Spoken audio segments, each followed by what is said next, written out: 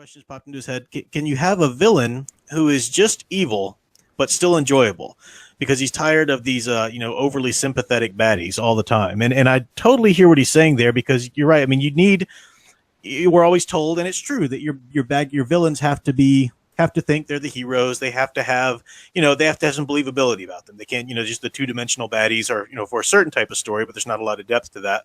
At the same time, I think some people do go far too overboard, and they try to make the villain so sympathetic that they're, that they almost become the crux of the story or the focus of the story. And yeah, I kind of feel what he's saying there. But do you guys have any thoughts to that, or examples of ones you think are done well in that? The Joker. Yeah. Yeah. Well, and now they're going to make him sympathetic in the new movie. Well, yeah. Not speaking to that one, but yeah, I mean, in the comics, the he's evil. But he has like a logic, I guess. So I don't know if it's sympathetic, but he's just so evil that there's something you like reading about him. I don't know. Yeah. Yeah, well, I think sociopaths and psychopaths can often be extremely charming, entertaining people. True. Yeah. That's what makes them so dangerous. And yet you hear about these stories about killers and cult leaders and abusers who do the most horrible things, and then their victims are, I can't hate you. Yeah.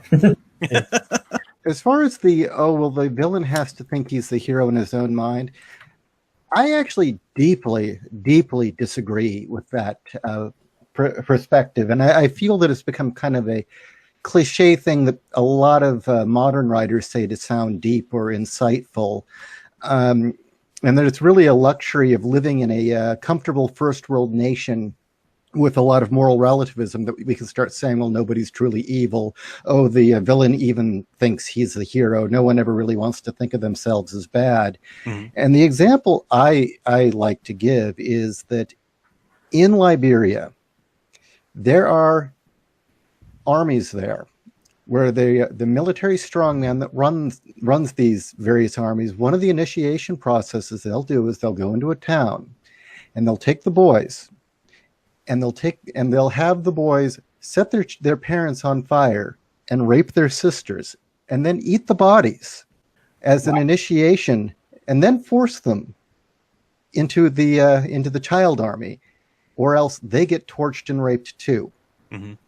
And I can't possibly imagine how anyone can justify to themselves, well, I realize we just made a kid watch his parents burned alive and forced him to rape his sister before we killed her and made him eat her, and then forced him into combat. But I'm doing it for the right reasons. No, there are evil people. There are people who just are bad. And you can also read about people who are psychopaths who it's all about the thrill of doing the taboo, doing the wrong, doing the thing that you shouldn't.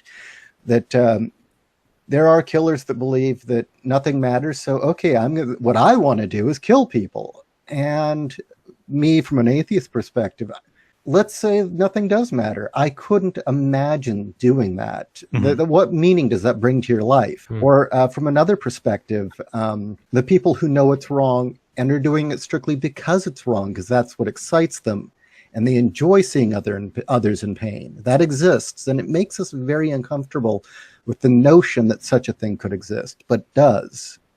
I kind of think of a lot of serial killers. They're just evil. Yeah. At the same time, they've had, people. I'm thinking of, Charles Manson. He had all the women that love him and everything, and want to marry him and all that kind of thing. And then, Ted Bundy had kind of the same thing, like this whole fan club. And I watched a documentary on Ted Bundy, and it was interesting in that how good he was at being evil. I know that sounds terrible to say, but it's fascinating how smart he was, or how focused he was. Like when he escaped from jail at that one point in time by jumping out the window, and he had practiced for like weeks ahead of time, just jumping off of his bunk in his prison cell so he could get his muscles stronger, for the impact of jumping out this second story window or third story. I don't know what it was. But that intense focus, even though there's nothing, I don't know, you don't like him, he's evil, but he's still interesting. And it's not just me. I mean, like, even when he was sentenced, the judge had good things to say about him. Mm-hmm. So I was going to say, finishing up on my bit about how do you make someone who's just evil likable or interesting or whatever. Yeah. What a lot of people miss about A Clockwork Orange, I feel the film really missed it too, but the book focuses very heavily on it, is the notion that Alex is choosing to be evil. He's intelligent. He's very interesting. He's likable. You enjoy reading him, but he's actively choosing to be an evil person. And so that's a good one to study. I would say if you really want to get a sense of how to do that, read Anthony Burgess's A Clockwork Orange. Mm-hmm.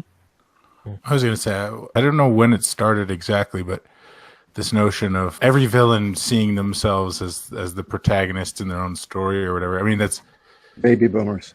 Yeah, well, I mean, but like in entertainment and stuff, it seems to be rising up recently, even to the point, like, I really enjoyed how they did Thanos in Infinity War, but I think they didn't balance him quite enough. They went a little too far of making him the hero in his own story, and there wasn't enough moments. The only real indication you got of his psychopathy or his craziness was with his interactions with Nebula, and how he's like he just like hates her and despises her, and you realize that he really doesn't have much sympathy for life or whatever. But I feel like they didn't quite balance that enough. But well, I think it's because I think the writers to some degree were social justice warriors, and in a sense, this is them. Mm-hmm. Well, just wait until Endgame, because in Endgame it's going to come out that he didn't pay Nebula as much as he pays his male henchman. So there's a wage gap. Yeah, exactly. Wage gap between the sisters. But the other villain I was thinking of is Scar, and there's nothing sympathetic about him. He's kind of the intellectual who's bitter, that he's not the one in charge, and he sees himself as smarter than his brother, even though his brother has more noble qualities and better leadership qualities and stuff like that. But I think that's an interesting one. Like, even Satan is often is portrayed as the bitter intellectual. Yeah. Now, one thing I think about making these one to two dimensional baddies enjoyable. I call them the mustache twirlers, as I think of Snidely Whiplash, because there's all about Snidely Whiplash, because they just didn't write enough of him. And I think that you have to go into what can be really attractive about fantasizing about being a bad person. What's attractive about taking things that you think you're owed, but you didn't work for them? What is attractive about living in a world with no perceived consequences, or at least where you're ambivalent to the consequences? And so when you put these kind of these fantasy elements into a villain, that's when you really start to enjoy them, because you think, oh man, it would be so nice to just get money by robbing banks in this big adventure. You never do it, it's wrong, but it's fun to play out that fantasy. There's definitely things to enjoy about these evil characters, and there's definitely parts of our psyche that gravitate towards them, even if never in a million years you would act on these fantasies. It's still fun to see them played out. I think speaking to a lot of the things you guys have all just said there, I think Dave, you talked about the intellectuals, like the twisted intellectuals and stuff like that. I have two examples, and one of them is another twisted intellectual like that, but Lex Luthor. I think the idea is that what is true evil to us, how do we define that in terms of a character? Well, it's somebody who can do things that are so unfathomable to anybody else.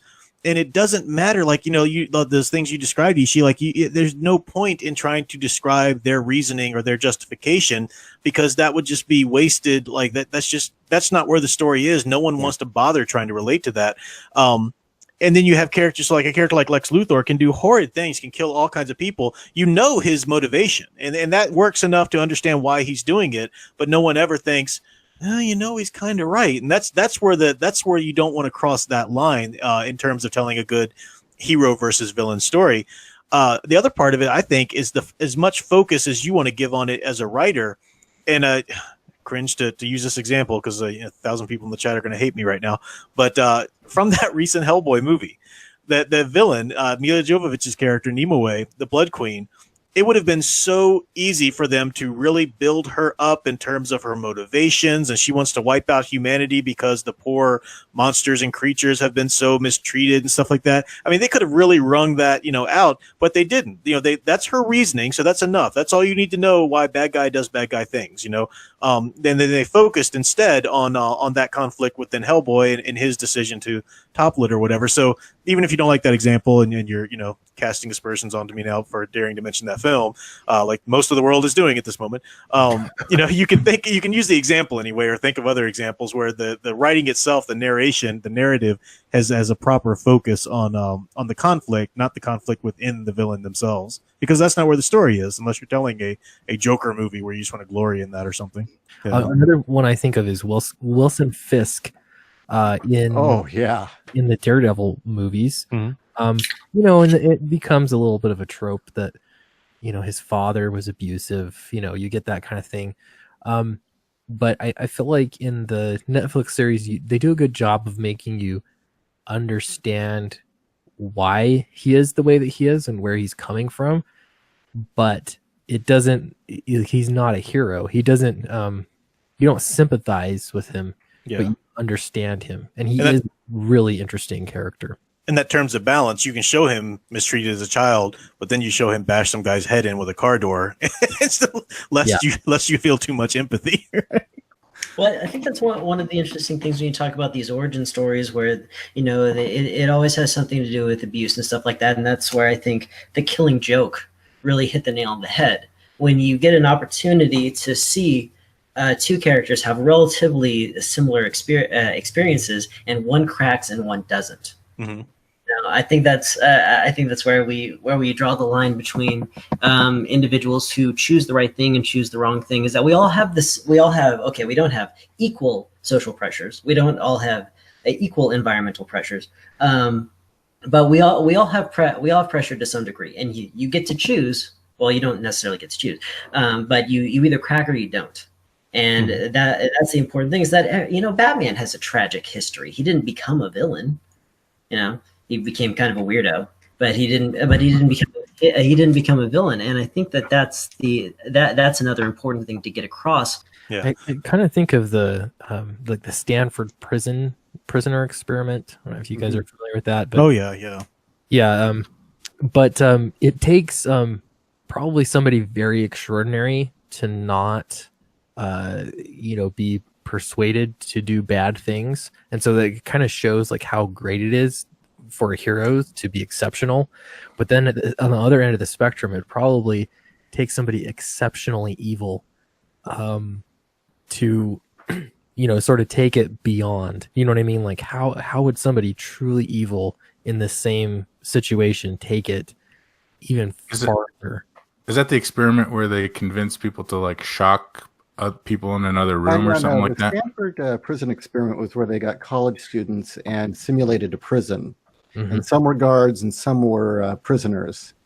And within, I think, 2 days or a day and a half, they had all pretty much fallen into their roles and accepted them. Yeah, and they were like making the prisoners take off all their clothes, and they were like all these. I don't know that they were physically beating them. They were doing these weird like humiliation kind of things. It was like psychological. Got pretty extreme, yeah.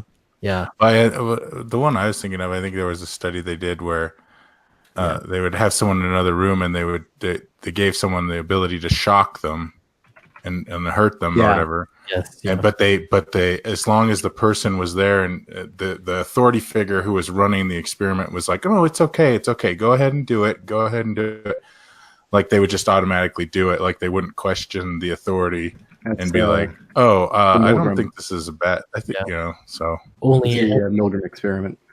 and only like a very few would stand up against authority. And again, that shows like to be really exceptional to actually be a hero, like a superhero. But then somebody that was enjoying the shocking, I'm just trying to think of like someone on the other end of the spectrum is just exceptionally evil, Yeah. What kind of person, what would it take to be in that? Well, in different periods in history, psychopaths, sociopaths, and sadists had a role in society. We needed torturers, and there were jobs for guys that swung axes. Yeah. Now they just have to go right for Marvel.